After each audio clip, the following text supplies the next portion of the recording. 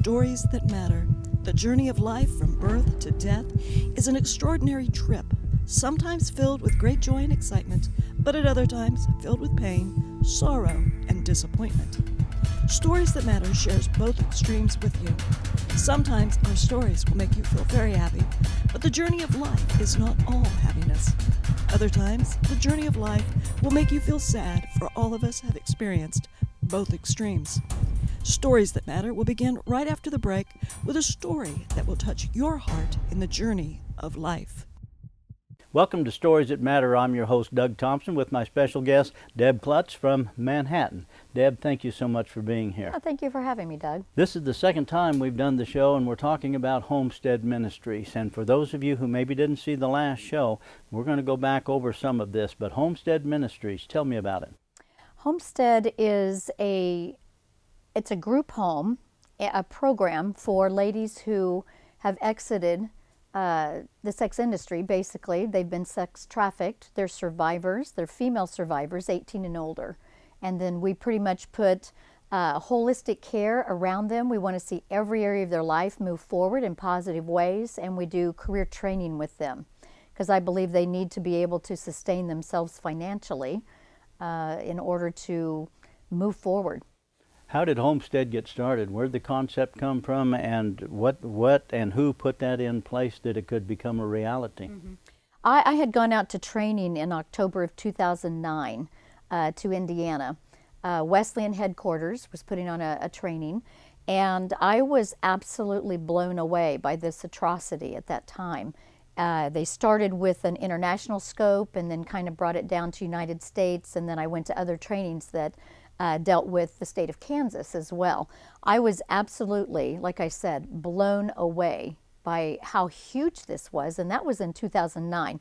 The stat that stuck in my head the most, though, was that at the time there was only 100 beds, so there's hundreds of thousands of particularly women and children being recruited in and coerced in, forced in to this lifestyle, and there was only 100 beds at the time for those gals who wanted to get out and turn their life around.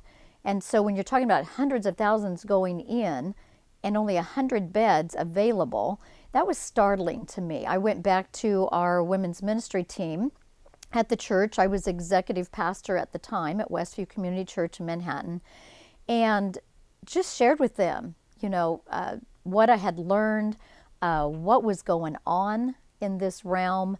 They too we were all just convinced the Lord wanted us to do something. We didn't know what. And so what we did from there is we began to educate ourselves as a team on the subject, read books together, and that sort of thing, went to various trainings and got more educated on the subject. And then we began to do awareness events in the community as we had opportunity. So as we were learning, we were trying to make other folks aware. We were still praying about, what do you want us to do, Lord? What we really feel that we're supposed to do something with this. And so as we continued to become more educated on this subject, we also were doing prayer drives to the community and the surrounding communities where we knew that sex trafficking was happening in truck stops and hotels. We would just drive through and just do prayer, over the area and such, and praying for the victims, praying for the facilitators and the traffickers themselves and that sort of thing. We did that for 2 years. And after 2 years, one of the gals on our team came down with influenza A and B in her heart, and it basically took her life in a matter of days. She was 38, 4 young children, husband. That was really, it was such a tragedy, but it was a catalyst for what has been birthed happening. Basically, her husband, knowing her passion for helping this constituency of women, basically he donated a large monetary gift, which got the ball rolling. 2 months later, as we continued to pray, I knew the Lord was beginning to answer the prayer because we had this chunk of money 2 months later, I got a phone call, and it was a couple who said, we believe that this home that we own is supposed to be used for this ministry. Now, I wasn't out recruiting for a home.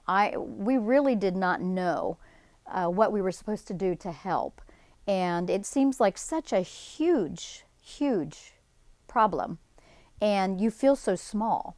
You feel so small, like where do you even begin? How can you even touch such a huge issue? And so suddenly we had money, we had a house to use, and then I had a couple of gals who started asking furniture stores if they ever donated, a table or a chair or something, for this type of thing. And Sandy over at Feldkamp's Furniture started asking more questions, and she said, how about if I furnish the whole house? Wow. And that's exactly what she did. We took in the measurements of the rooms because it was an empty house. There was nothing in it. And basically we filled the house with brand new furniture from her store. And then in December, by this time it was 2011. So December of 2011, we did an adopt-a-room and made the house a home. So we for a sponsor? Basically had businesses and families and small groups and churches, a variety of churches who literally then just brought in bedding and curtains and pictures and throw rugs, and made it comfortable and like a home. Wow. And warm and inviting. So that was all in 2011. So by December of 2011, the house was pretty much ready. I had gone out to Tennessee and visited a couple of transitional homes as it looked like we were going to do a home, and gained a lot of knowledge at that point, from just what's already been done somewhere else on transitional homes. And so was at Nashville and then went over to Memphis, visited like 3 different ministries and looked at their houses and how they were run and such. Came back, and by March of 2012, we had a house manager on board, someone who would live there 24/7. She was a great grandma, retired, and so she jumped on board and made that her home.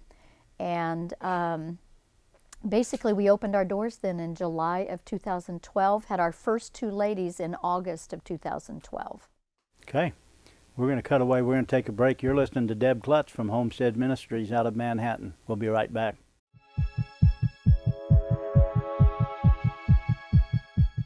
Welcome back to Stories That Matter. I'm your host, Doug Thompson, with my special guest, Deb Kluttz from Homestead Ministries in Manhattan. And Deb, I understand the fact, of course, you were pastor by training. Mm-hmm. And what drove you to go in this direction? Because there's lots of areas of need, but right. What made you take off in this direction? Well, really, we were going to predominantly be using volunteers in this ministry, in this program. And so as I'm learning that, there's really 4 phases, 4 places, really, that you can help ladies who are wanting help in this arena. The first was prevention and awareness, and we were doing some of that, and then rescue. And rescue is quite dangerous. I bet. And so, when you don't know what you're doing, you really don't want to step into something like that. And you don't know what the other person's going to do. You really as you step do into not. It. Yeah. And so even the little bit of training and education I had, I knew I didn't want to put myself in that kind of danger, nor did I want to put any of our volunteers in that kind of danger. The third prong of helping would be that initial recovery work, which would be your rehabs, because so many times the ladies who have been forced into this or have stepped into this because they've been coerced into this, basically they have to numb out somehow, and so alcohol becomes a major issue or drugs becomes a major issue. And so you need the professional services at that point to get the addiction issues under control, basically, before they can really work on what took them there in the first place. you know. And so when you're talking about prevention awareness and then rescue and then that initial recovery work, reintegration is the fourth prong. And so I'm like, okay, reintegration, we probably could handle that, you know, more so than any of the other stages. And so that's where I decided that we would take it initially is reintegration. So that's really where we started, was like gals who had already been rescued, they had started their recovery work, they'd already been through rehab, they had been sober and clean for a period of time, and then they're ready to start putting their life back together. Okay. So some would have gone through the court system, perhaps, been convicted of something, placed on probation, and then they would have gone into a treatment program, drug or alcohol or both. Correct. And then they would have been, so okay, now you're on probation. Well, many times people have burned all their bridges, all their contacts. Right. They don't have any place to go. Right. Can't say, well, I'm going to go home with my parents. Yeah. I'm going to do this, or a sibling or something. They don't have that opportunity. No, they don't. Is that about when you step in? Because I'm assuming that there's applicants, and a lot of applicants for a limited number of positions. True? There certainly is. Yes. How many spots do you have to fill the house? Went from 0 to how many? We have six beds available in the house. Now what we've done, you know, since back in July of 12, we have expanded to recruit families. We call these Homestead Plus sites. Basically these families have been screened and then trained to allow our ladies who have a child still in their care to live with them. In the state of Kansas, there's a law that you cannot house a minor for more than 90 days if you're not a guardian. And so, parent or guardian. And so, you know, these gals that still had a child in their care, we don't allow minors to live in the home. And so I was getting these applications from these gals with a child still. Many times our ladies lose their children over the course of this journey. And so that began to recruit off-site venues for mom and child to live in a supportive family. Okay. And then they can fully participate, you know, in the program, but live off-site. So we've probably had, I want to say, a dozen gals who have come with a child and lived off-site. So we have a number of those options also. Okay, and that makes the difference of even being able to participate in the program, because if you got a child, you say, well, I can't participate, I can't do an inpatient program because I don't have anywhere for the child to go other than the state to step in, and child in need of care and those types of things. Exactly. So did the community, you obviously got word out in the Manhattan area, and they responded in a very strong way. They really have. I mean, the community has been phenomenal. One of the things that I had not anticipated with this role was all of the speaking, because so many philanthropic groups and you know, just businesses and other people they begin to hear about this atrocity, and they're wanting to know about it. So there was just a lot of speaking that has happened, but really that's in that prong of prevention awareness, you know, more eyes on the problem and more people aware, so more people can get involved as far as volunteering and donating. Yeah. So. Well, we're going to cut away, take a break. We'll be right back. You're watching Stories That Matter. When we come back, we're going to talk a little bit about the numbers that are involved nationwide in this. Stay tuned.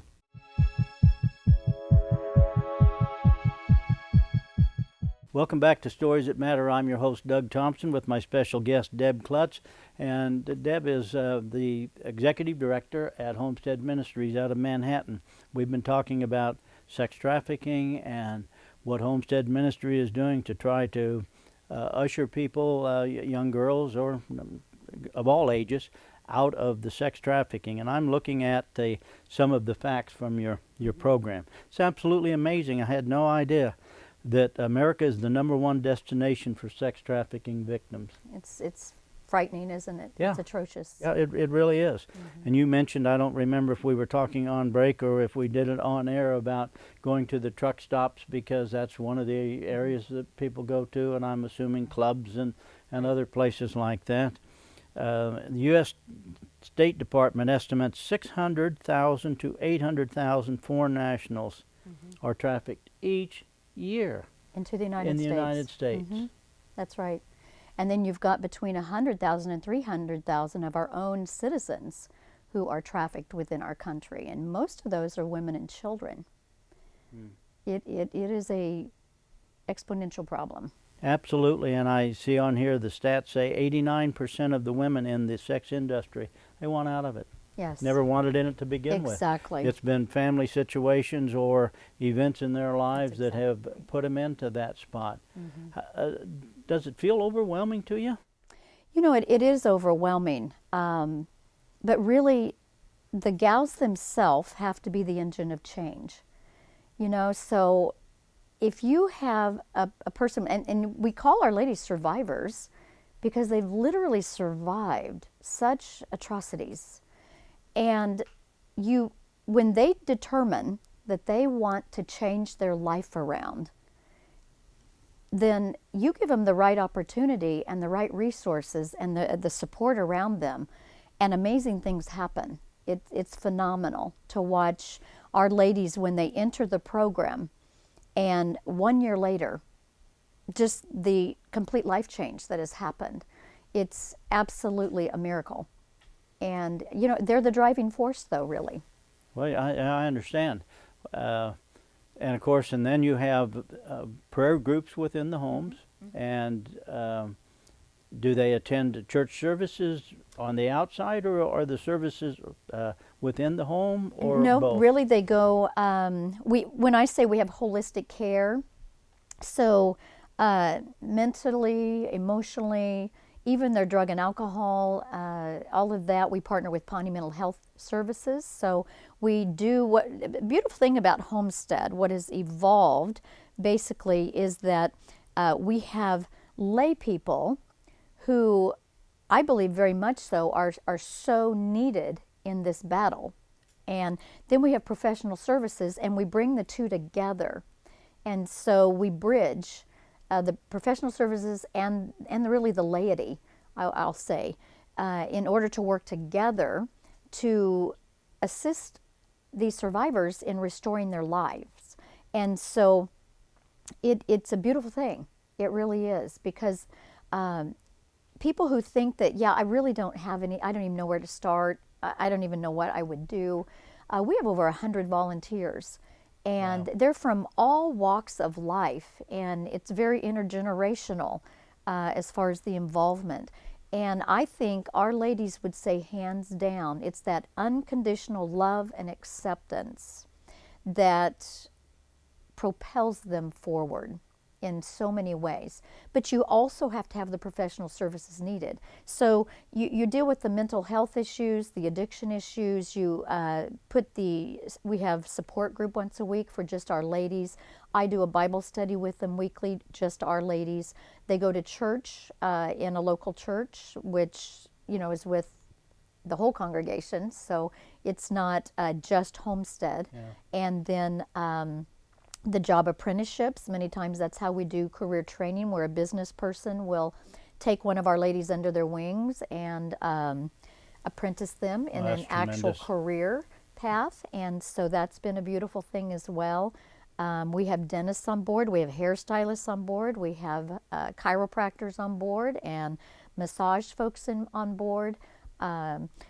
Just every aspect of their life, you know, just blessing and resources and support and helping them move forward and feel confident and better about themselves, and just giving them that sense that, you know, I can do this. This can happen. This can be a reality. Yeah, and I understand that they momentum begins to build, and we can do this. We can make this happen. I actually have a chance to do this. That's exactly I can get right. out of this. And it's probably been, the program's probably too young to have any that have gone out, already set up and become a host home for some, or maybe it's already happened. Well, actually, yeah, too young for that. We are 6 years, you know, 6 years into it all. But we are having graduates who have been out there working for a period of time at this point. A lot of times what's happening is they want to restore their children back to them. And so that's probably been just, I think, one of the most rewarding things to see is our ladies to begin to rebuild their lives and rebuild their families and begin to become, you know, the mom that they were maybe never always wanted able to be. always wanted to be. Sure. And once they're sober and clean, their hearts turn back to their children. Absolutely. It's tremendous. We're going to cut away, take a break. We're going to bring a special guest on when we come back. You're watching Stories That Matter.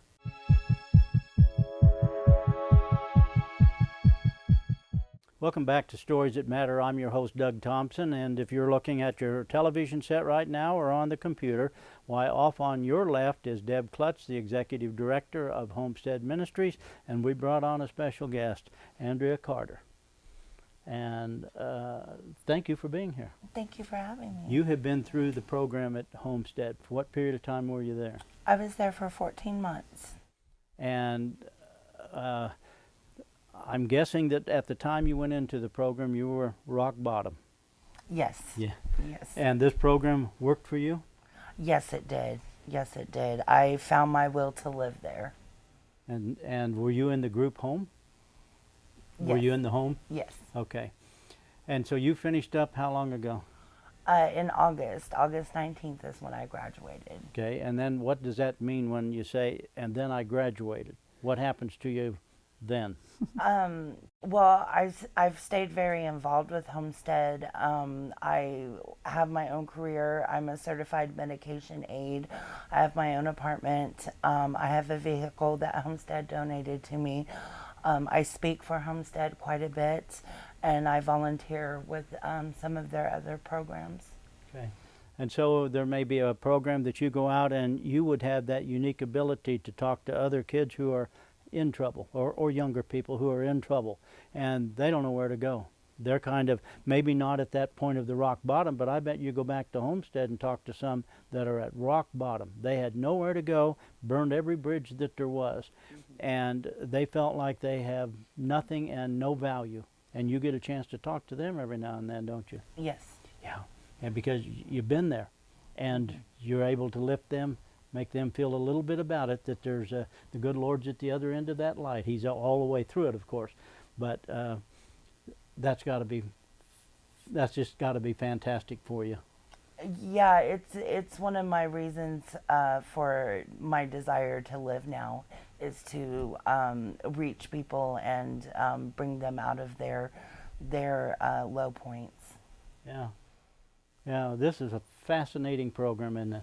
Yes, it is. And you're one of the few survivors of the sex trafficking and the prostitution. Yes, yes, sir.